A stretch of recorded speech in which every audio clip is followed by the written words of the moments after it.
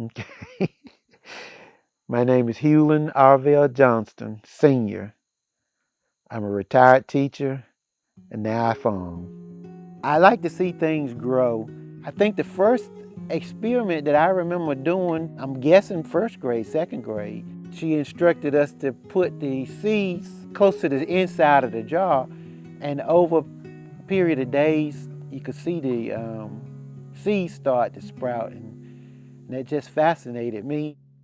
Grandpa farmed from early 40s until the mid 60s. When I got around 4 or 5, I got big enough to start following him around. It wasn't long after that before he stopped farming and started renting the farm.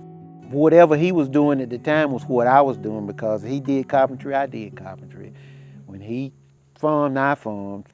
I never had a doubt that Hulan could do this, that he could run this farm, because he's always had the passion for it. Even as a little boy, you know, following my granddad around and just loving the land. And since we had always been a close-knit family anyway, you know, I didn't think anybody would disagree. Upon graduating from high school, I applied and got into North Carolina A&T State University. I was the first one out of my siblings to go to college, but Uncle Walter taught the same thing that I ended up teaching. He took off school one day to take me to A&T. On the trip there and back, he asked me about what was I gonna major in. I didn't have the slightest idea. So he said, well, what do you like to do? And I said, well, I like to work with my hands. And he suggested industrial arts, and that's what he taught, or some form of it.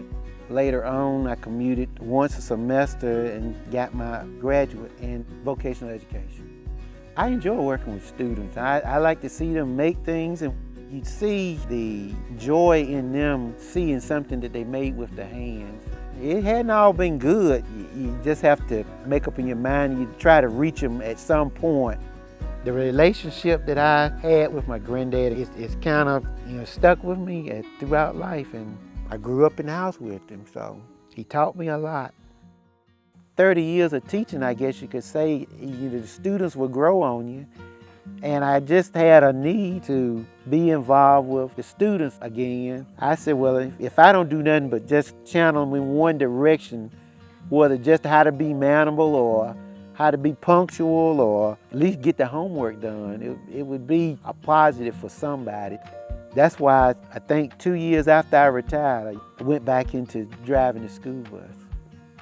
Between 87 and 90, the urge of doing something with animals, and my brother and I started talking, and he said, well, I'll help you get some if you want to start with some cows. And so we put our money together and we got 2 heifers. So from 90 up until the present time, I've been farming 1 or 2 or 3 farms and teaching all at the same time. I think what's important for folks to know, specifically with this farming operation, is family. The myth is that you can't work with arid property.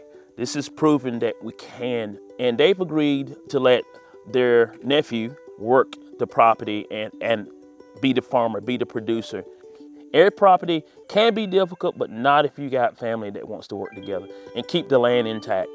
We needed to do something different, and I knew that he would take care of it, and that his passion for the land, the relationship we have in the family, would serve us better than continuing to work with someone who was renting. I knew getting started that this was going to be a hard task, and I'd had to change my way of thinking in order to accomplish anything. Mr. Hulan's size is considerably smaller than other farms we work with, but the difference also is his homestead is here, his family is here, crop is here, and I miss the fact that he has pasture and animals here. That makes a big difference when it comes to soil health.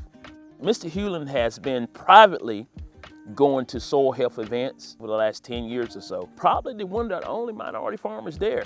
I would go to conventions and stuff just to see how other farmers are doing things, what practices they are using, anything to try to get an edge. I want the farm to continue to thrive. It's just a love for the land, or a love for the animals, or a love for both that you gotta have. I never dreamed or imagined farming this farm. But out here, I'm outside. I enjoy the outdoors.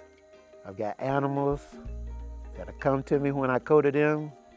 As long as I can wake up and get up, I'm gonna be on this farm.